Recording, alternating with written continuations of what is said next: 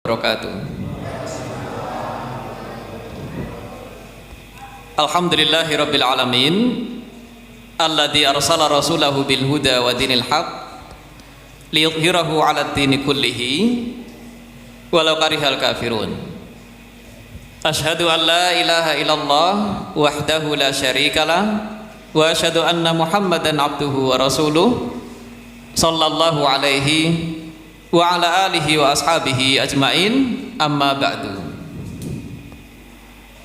Pertama-tama kita panjatkan puja dan puji syukur kehadirat Allah tabaraka wa ta'ala yang telah mengumpulkan kita di tempat yang mulia ini dalam keadaan sehat walafiat tanpa halangan apapun. Salawat serta salam kita haturkan kehadirat Nabi Muhammad sallallahu alaihi wasallam. Beliau adalah suri tauladan kita semua. Kita mengikuti tuntunan-tuntunannya baik dalam berkeyakinan, dalam beribadah, dalam bermuamalah dan juga dalam berakhlak. Semoga dengan kita mengikuti tuntunan-tuntunan Nabi Muhammad sallallahu alaihi wasallam, Allah Subhanahu wa taala memperkenankan beliau memberi syafaat kepada kita semua di akhirat nanti. Di sini kami akan menyampaikan tema yang sudah diminta kepada kami, yaitu pentingnya ilmu dalam beramal, gitu ya. Perlu diketahui bahwa ilmu dan amal itu tidak bisa dipisahkan sebetulnya. Tidak bisa dipisahkan dalam arti dua hal ini adalah bagian terpenting dari ajaran Nabi Muhammad sallallahu alaihi wasallam, yaitu ilmu dan amal. Di dalam surat Al-Fath itu ada ayat yang berbunyi huwallazi arsala rasulahu bil huda wa dinil haq, al-ayah. Dialah Allah yang mengutus Nabi Muhammad membawa al-huda dan juga membawa dinul haq. Nah, ada yang menafsirkan al-huda itu al-ilmun nafi'u dan dinul haq itu ditafsirkan al-amalu soleh. Sehingga menurut tafsir ini Nabi Muhammad SAW itu membawa ilmu yang bermanfaat sekaligus amal yang soleh gitu. Nah, kita selaku umatnya haruslah memiliki kedua hal ini, ilmu yang bermanfaat dan amal soleh. Itu salah satu dasar kenapa dua hal ini tidak bisa dipisahkan. Kemudian ada dua kelompok ya, dua golongan manusia di surat Al-Fatihah. Yang satunya berilmu tapi tidak beramal.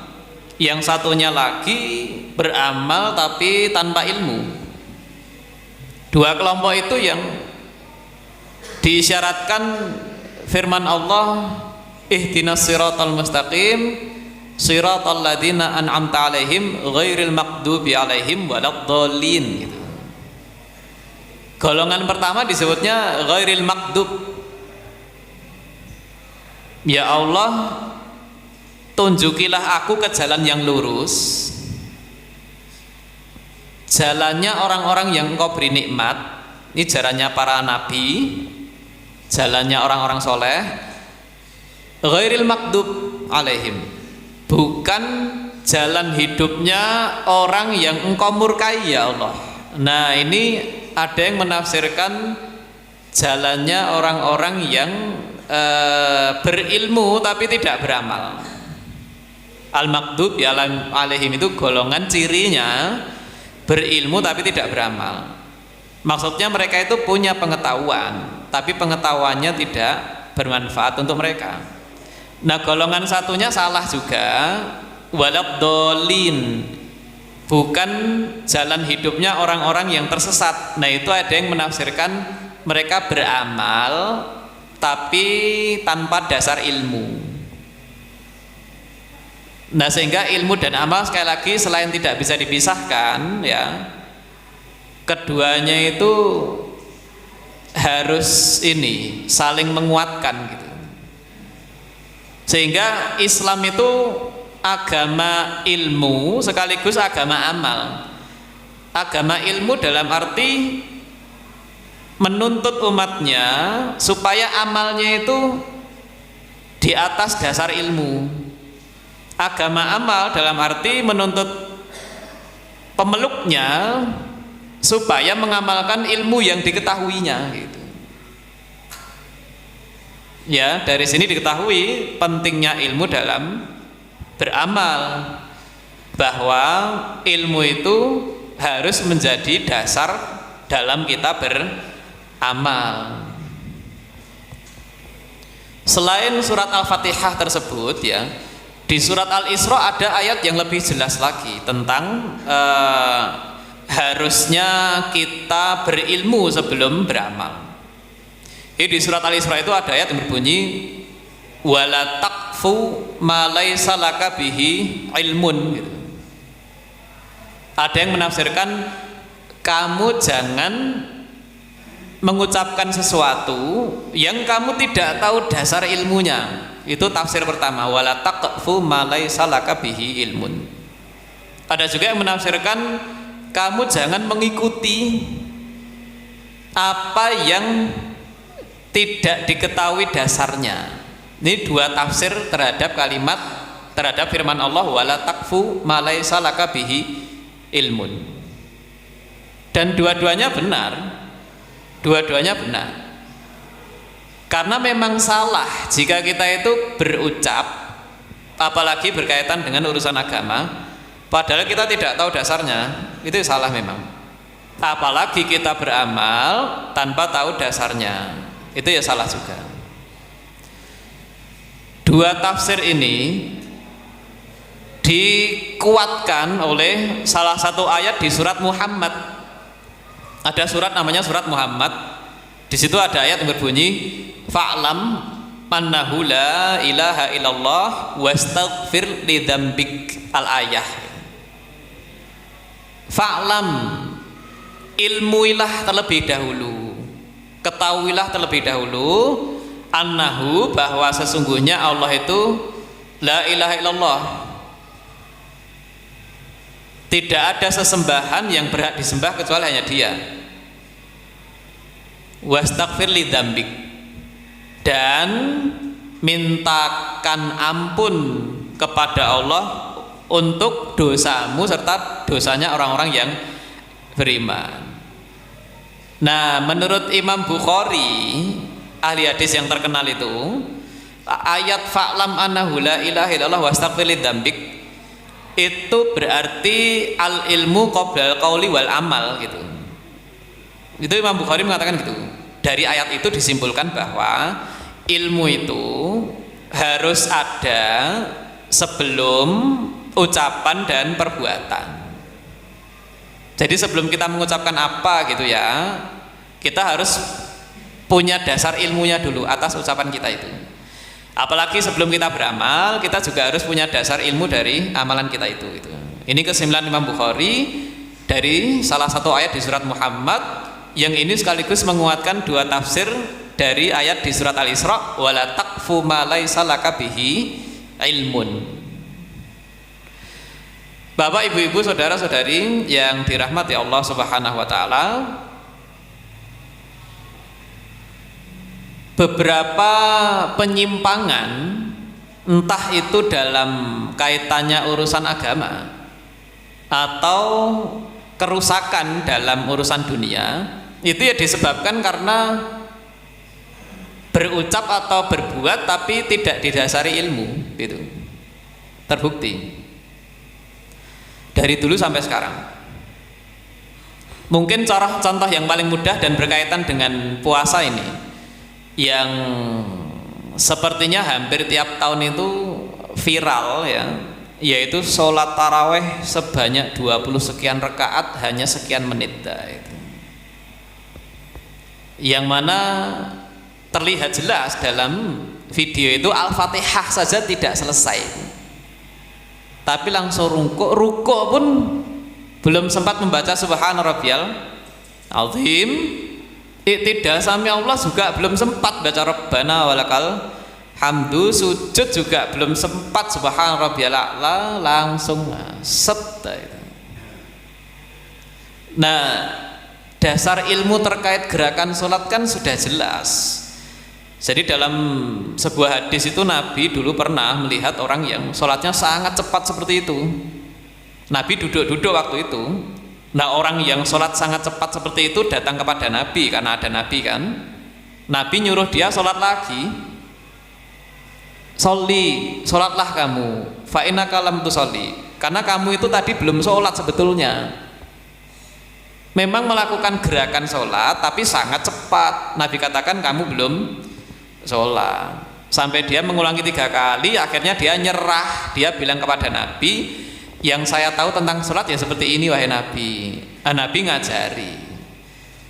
ngajari Nabi dari awal, dari takbiratul ihram ya, jika kamu sholat ya menghadap kiblat, lalu takbir. Nah, ada kata-kata jika kamu selesai membaca surat Al-Fatihah dan surat-surat pendek ya, maka rukuklah. Kemudian selesai rukuk, angkatlah kepalamu, maksudnya iktidal, tapi hatta tatma'inna roki'an. Ketika rukuk itu Nabi katakan sampai kamu tatma'inna roki'an, sampai kamu tenang dalam posisi rukuk. Tidak perlu lama sekali, tapi kamu tenang dalam posisi rukuk. Terus seperti itu, ada kata-kata kamu tenang. Ketika Nabi mengajari dia iktidal sami Allah liman hamidah, Nabi mengatakan gitu, hatta tatma'inna qa'iman, sampai kamu tenang dalam posisi berdiri iktidal sami Allah itu tenang dulu, jangan langsung sujud. Terus kata tenang ini Nabi ulangi di gerakan yang lain, ketika sujud, ketika duduk di antara 2 sujud itu. Nah, sholat itu beramal, tapi karena tanpa dasar ilmu kan akhirnya sholatnya rusak, yaitu sholat taraweh 20 rakaat lebih hanya sekian menit gitu kan. Nah, itu ini contoh dalam urusan agama paling penting sholat, tapi karena tanpa didasari ilmu sehingga rusak. Dalam urusan dunia ya begitu. Saya contohkan ya, jadi kaitannya pendidikan anak gitu ya. Ada yang namanya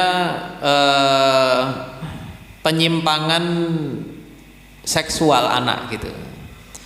Ya contohnya anak seusia kecil, sekecil itu gitu ya, kok sudah tertarik lawan jenis, bahkan mungkin lebih dari itu gitu ya. Nah itu ya bisa jadi karena tidak menerapkan satu ilmu yang itu ada di Al-Quran, di surat An-Nur. Singkatnya di surat An-Nur itu ada ayat yang berisi perintah kepada orang tua supaya mengatur dalam rumah tangganya itu, supaya anaknya itu tidak melihat orang tuanya, bapak ibunya, dalam keadaan auratnya terbuka. Ya, di surat An-Nur itu ada ayat yang berbunyi ya ayyuhalladzina amanu liyasta'dinkumul ladzina malakat aymanukum wal ladzina lam yablughul huluma minkum salasa marrat. Wahai orang-orang beriman, anak kalian yang belum balik itu di rumah ini dibahas dalam rumah, hendaknya diajari izin masuk kamar kamu orang tua ini, terutama di 3 waktu. Allah menyebut 3 waktu itu. Yang pertama min qabli sholatil fajr, sebelum sholat subuh. Waktu yang kedua disebut hina tada'una siyabakum minadh-dhahirah. Waktu yang kedua di tengah hari siang, ketika kalian kepanasan biasanya sehingga tidurnya melepas pakaian. Lalu waktu yang ketiga ba'di sholatil isya, setelah sholat isya. 3 waktu ini Allah sebut salasu auratil lakum. 3 waktu itu biasanya aurat kalian wahai bapak ibu terlihat. Ya, pas tidur kan pakaiannya minim. Nah, itu kan maksudnya ada ilmu yang namanya orang tua harus mengatur sedemikian rupa sehingga anaknya yang masih kecil itu jangan sampai melihat aurat bapak ibunya. Ini bukan bayi ya. Ini anak yang mendekati dewasa. Kalau bayi memang dia masih sama ibunya, disusui ibunya masih, dimandikan ibunya masih. Ini yang menjelang balik. Nah, kalau itu terjadi kan anak itu sudah melihat aurat padahal sebelum waktunya kan gitu. Ini contoh lagi. Jadi urusan agama, urusan dunia bisa terbengkalai bahkan rusak ya, diakibatkan tidak mengikuti yang namanya ilmu. Sehingga benar yang dikatakan Imam Bukhari ya, al ilmu qoblal qauli wal amal. Ilmu itu haruslah didahulukan sebelum berkata maupun berbuat. Sehingga mau beribadah apa harus tahu dasar ilmunya. Mau berumah tangga tadi contoh urusan dunia ya, itu pun juga harus tahu ilmunya. Mau jadi bapak, mau jadi ibu, mau jadi suami, jadi istri harus ada ilmu yang dipelajari dulu. Ya, ini pentingnya ilmu dalam beramal, karena kita dituntut beramal. Di surat Ad-Dariyat itu ada ayat berbunyi wa ma khalaqtul jinna wal insa illa liya'budun. Allah menciptakan jin dan manusia itu supaya mereka menyembahnya. Menyembah itu ya beramal. Dan beramal itu butuh ilmu. Ya terakhir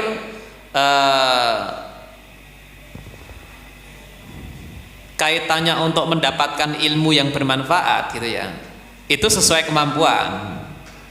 Umumnya orang Islam dia cukup mengetahui ilmu-ilmu yang disampaikan ulama ya. Adapun yang seorang pelajar yang mendalami jurusan-jurusan ilmu agama secara khusus, ya dia dituntut untuk meneliti langsung ayat-ayat Al-Quran maupun hadis di dalam beberapa permasalahan. Walaupun di permasalahan yang lain dia langsung bisa tanya ke ulama, langsung bisa belajar ke ulama gitu. Beda-beda memang ya. Karena Nabi mengatakan al ulama'u warasatul anbiya. Ulama itu pewarisnya para nabi. Nabi meninggal, yang masih ada ulama. Nah, kita umumnya kita mau dapat ilmu ya dari ulama itu. Nah, di antara kita yang bisa bahasa Arab, hafal Al-Qur'an banyak, hafal hadis ya banyak, mendalami ilmu-ilmu Islam, ya dia dituntut meneliti. Dia dituntut meneliti yang akhirnya dia nanti juga jadi seorang ulama. Tapi umumnya orang Islam ya cukup dia belajar ke ulama atau tanya. Makanya ada ayat juga yang berbunyi fas'alu ahla dzikri in kuntum la ta'lamun. Bertanyalah kepada ulama jika memang kalian tidak tahu. Jadi tidak banyak yang kami sampaikan terkait pentingnya ilmu dalam beramal karena keterbatasan waktu ya. Semoga yang sedikit ini bermanfaat. Wa sallallahu ala nabiyyina Muhammadin wa alihi wa sahbihi ajmain. Subhanakallahumma wa bihamdik asyhadu an la ilaha illa anta astaghfiruka wa atubu ilaik. Assalamualaikum warahmatullahi wabarakatuh.